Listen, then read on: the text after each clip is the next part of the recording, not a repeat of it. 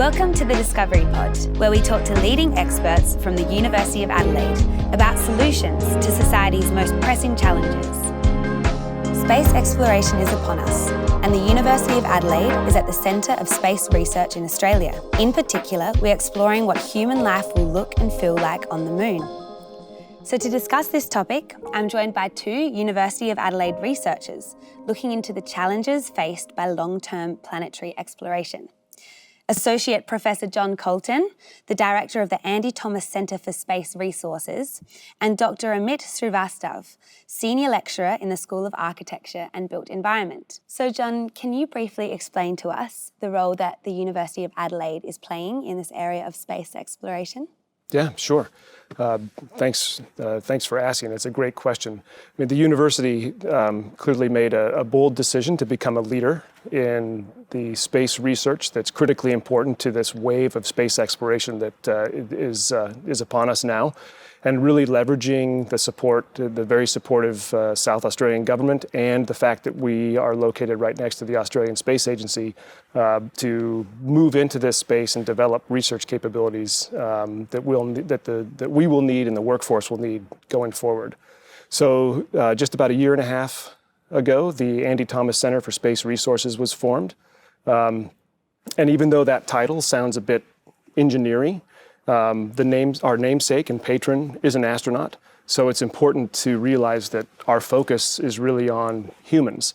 And so the vision for the center is to support long-term human presence beyond low Earth orbit using the resources that we find along the way. So we're not talking about mining things that we would bring back to a terrestrial market. We're talking about water, oxygen.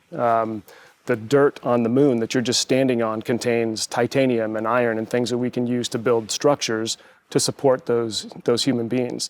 And so because we're, at the end of the day, we're very human-centric, it's important that we don't just attack this from an engineering and a science standpoint. This is a team effort across the entire university, and so we also include the professions, because long-term human presence also means things like governance and healthcare and psychology and families and jobs and workforce and recreation and things like this. So across every faculty on the university is involved in this particular effort.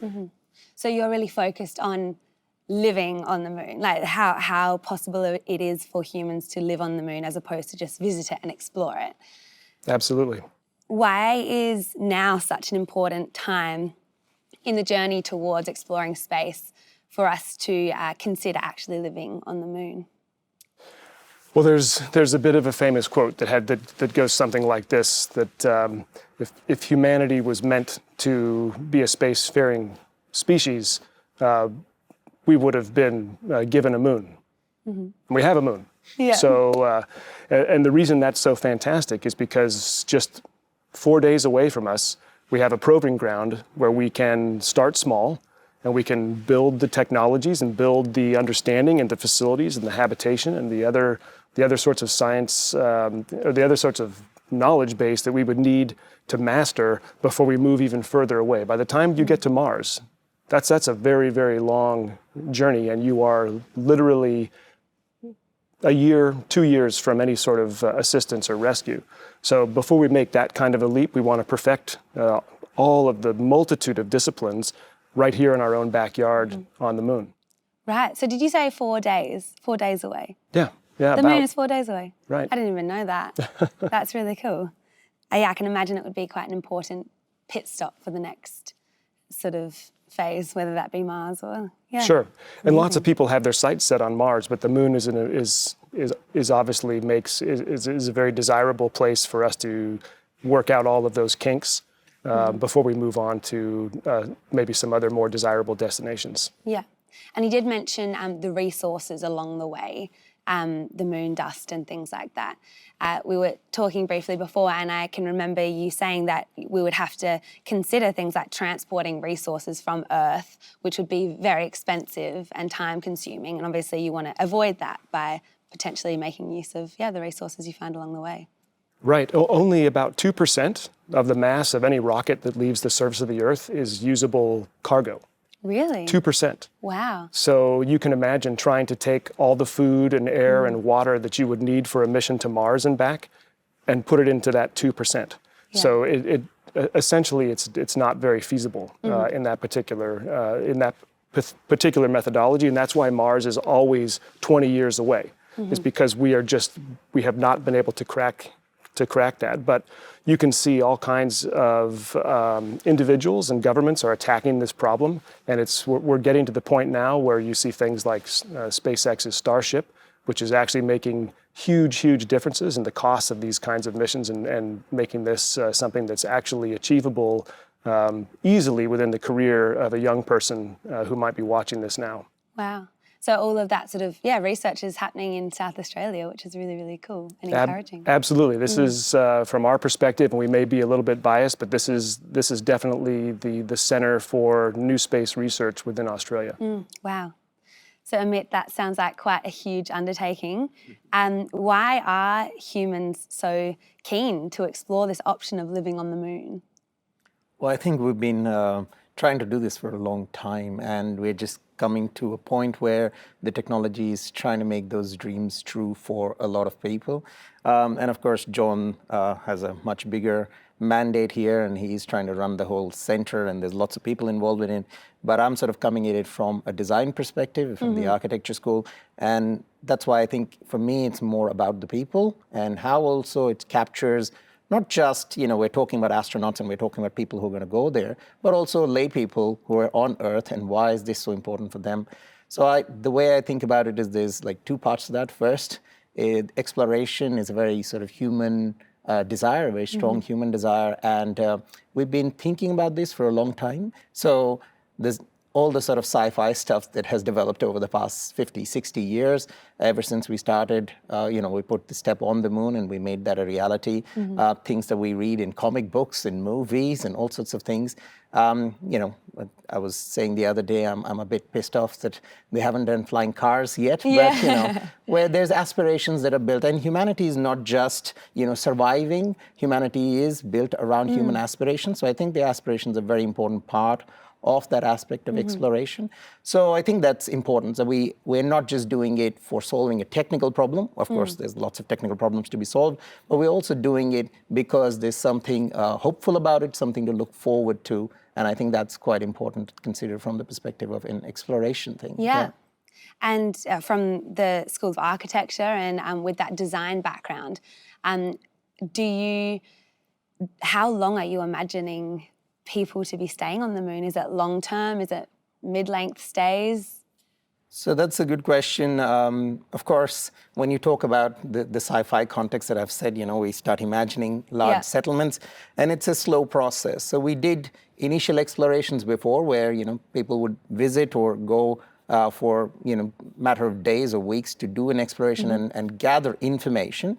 So there's no actual intent of anybody staying there. But now we are trying to address the next step in this process, which might be midterm stay, which would include people who are working there more intensely, but staying there for a matter of months or a year, but not a whole settlement just yet. Right. Although working with students and people within the design faculty, we do think about those things, and it's quite exciting to try and understand those things. But at this juncture, that's what we're looking at, getting people who would go as part of exploration teams. So for example, for the last couple of years, I've been running this thing with students, and we're looking at things like setting up a sort of scientific experiment setup, which would be for maybe space agriculture or figuring out initial mining experiments or even medical research. So these sort of things where people might stay there for a medium term, along with other people that they work with, and the kind of problems that might create as well,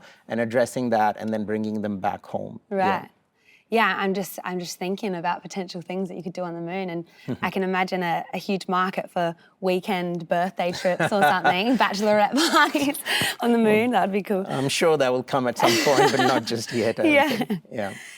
This may seem like a silly question. I don't know much about life on the moon. In terms of I'm just thinking about the aesthetics of it, and I'm imagining looking out and it all being dark around you. Is that a reality? Would you be, say, in your workplace on the moon or in your home on the moon? Would you look out the window and would it be dark? Well, the thing is that it depends where on the moon you are, but Right. one thing is for sure that we are not dealing with the daily cycles that we have on Earth. So that's been one of the important considerations in design, that there isn't a sort of daily 24-hour cycle that works with the normal human rhythm of work. So you have to create a context whereby people can start figuring out their day and working in certain terms. So you're not, like, there's no sunrise and sunset on a 24-hour cycle that you are looking for. So of course those things affect the way people, the people live there, and that's a very important consideration. So I should sort of say, when we start talking about the human component, I'm very glad that we are looking at it more holistically from the perspective of what we would call the sort of soft side of these things. So it's a very important question, because if there isn't a sun, if there isn't a context of the whole day, it does have a very strong effect on the psychology of the person, the mental health of the person. And those are important parts or considerations of the design.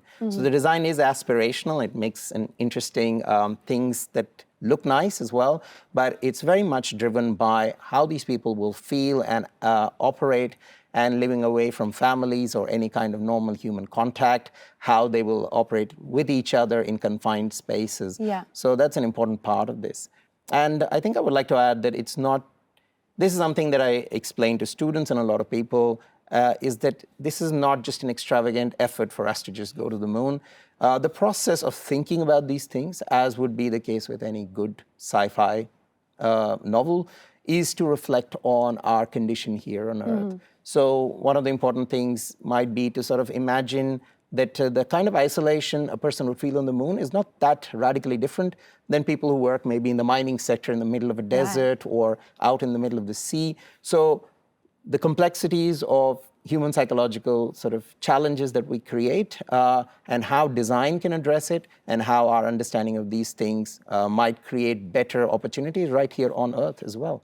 Right. That's so relevant. That makes so much sense. And if I could just add very quickly, it's obvious that Amit has done a lot of deep thinking about this. And so I should just mention that his efforts and the efforts of the School of Architecture actually predate the formation of the center here. So they've been looking at this problem for quite some time. And really how that sort of relates to us is we're used to seeing astronauts in space in a round tin can. And the reason for that is because we're having to bring that can from the surface of the Earth, and it has to fit inside the shroud that sits on top of a rocket. So there's a certain dimension limitation there. So everybody who does go there has to, that's their expected living environment. My daughter is an officer on a submarine, and I can tell you from talking with her that that's not a natural environment for a human being, and it does bring with it a number of challenges, even for shorter duration missions.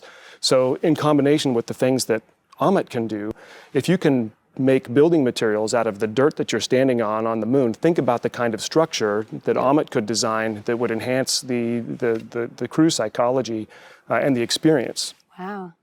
That's so cool. That's really awesome. And what a great synergy between a lot of the aspects of the university. On a more personal note, can I ask what led you both to spend and invest so much time and energy into exploring space? Is there a personal anecdote? I don't know if there's an anecdote, but I'm quite sure I was a sci-fi fan. I've got lots of sort of sci-fi novels and comic books, and when I was younger, it seemed like it was a childish, sort of hobby. But the reality is, if you look at movies now, and these things are more and more becoming popular, and they're part of the general imagination of humanity. So I don't sort of feel separated from that anymore, and I kind of feel that needs to be something that we do address. And we want to take it from a place where it's fantasy and maybe a way to sort of run away from things, to bring it into a place where we're actually reflecting on what the reality of all of it is. So it's a good example John said about being in a submarine, and I was saying about people being in mining sector. We don't think about those people very often as we go about our daily lives, in the city, but those are people who are, sustaining our existence in many ways.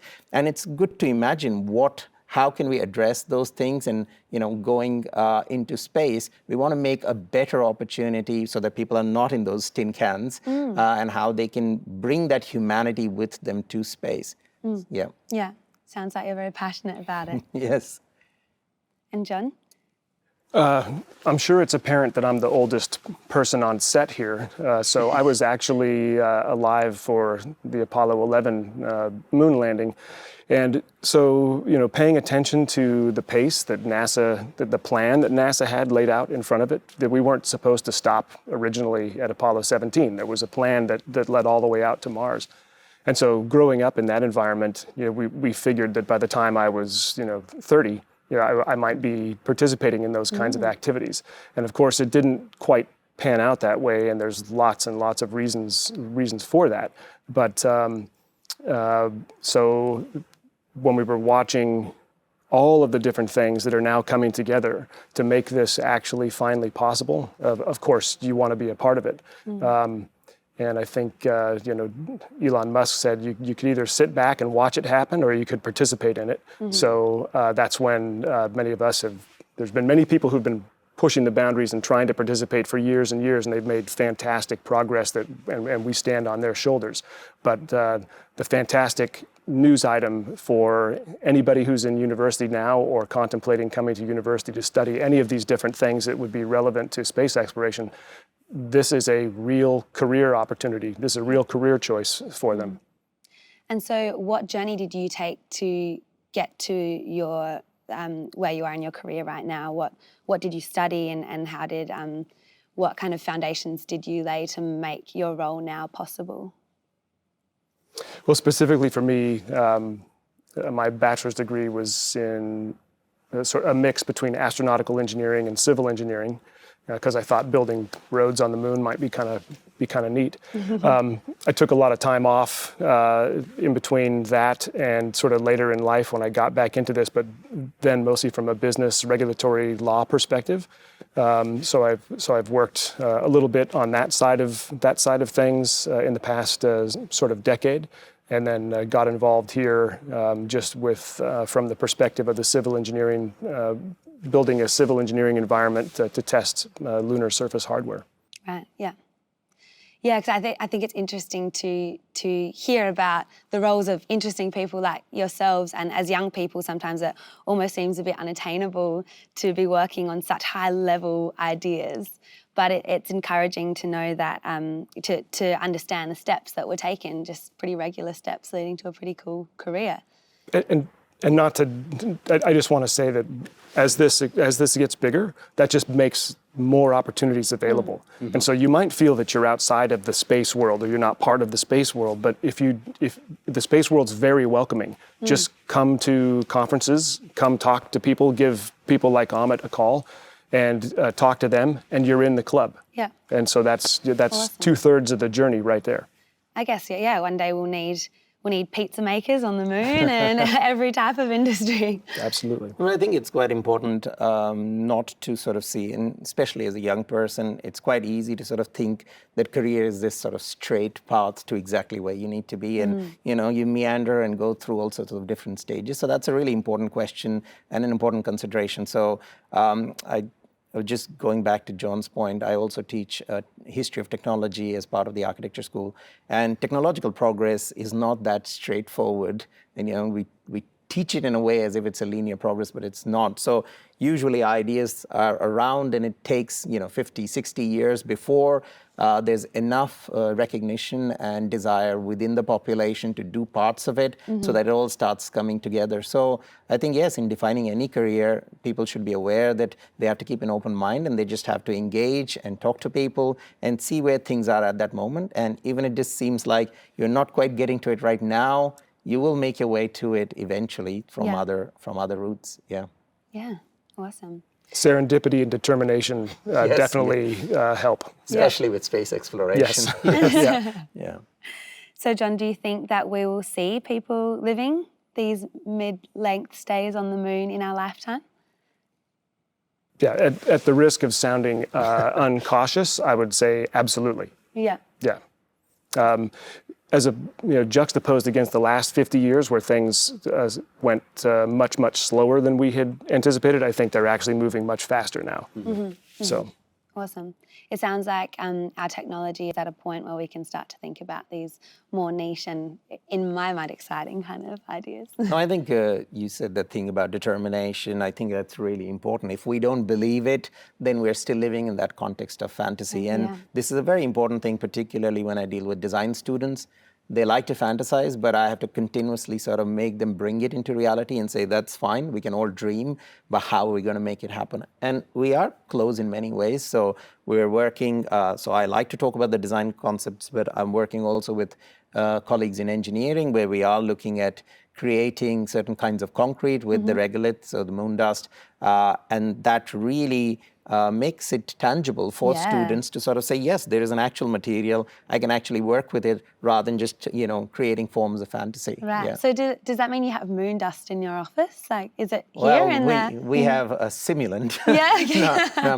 But we've got an actual simulant, and their colleagues in the engineering, where we use laser sintering to create small blocks with these. So, and that the test is going really well, actually. So we are hoping that we'll be able to put it in some sort of design prototype really soon. We'll see. And that won't need water to create? No, we're using laser sintering. So we're using laser to sort of bind the components into a concrete, yes. Which is helpful if there's no water on the moon. Yes, but we may find water on the moon. Is that still a possibility? Well, I'll let John answer that, but if we do find water, I'm sure we'll have much more important uses for it than making concrete. As it turns out, the more data that comes in, the more we understand that the solar system is actually a lot more wet than we originally might have thought. And although in the 60s and 70s we thought the moon was an incredibly dry desert, there's actually quite a bit of water on the moon. So there's opportunities at different lunar destinations to find water in the form of ice, or you can find oxygen just bound up in the lunar regolith or in dark mantle deposits, which are pyroclastic beads that are the result of volcanic flows on the surface of the moon, which you can look up and just see here from the Earth. Yeah, okay. So does that increase the chances that there's life out there as well? We don't think that that's probably the case for the moon, but I think there's very high chances that we're going to find life, say, on the moons of Saturn, the moons of Jupiter, potentially even on Mars. Wow. Yeah. I hope that all comes out in our lifetime. It'll be very interesting to see transpire. John and Amit, thank you so much for joining the listeners and I on today's Discovery Pod episode. It's been a real privilege to hear about the work that you do, and thank you for that very hard work into an area that hopefully, and I'm sure we'll see blossom into the future. Thank you. Thank you. Thanks for listening to the Discovery Pod, brought to you by the University of Adelaide. Join us next time when we discuss foreign interference.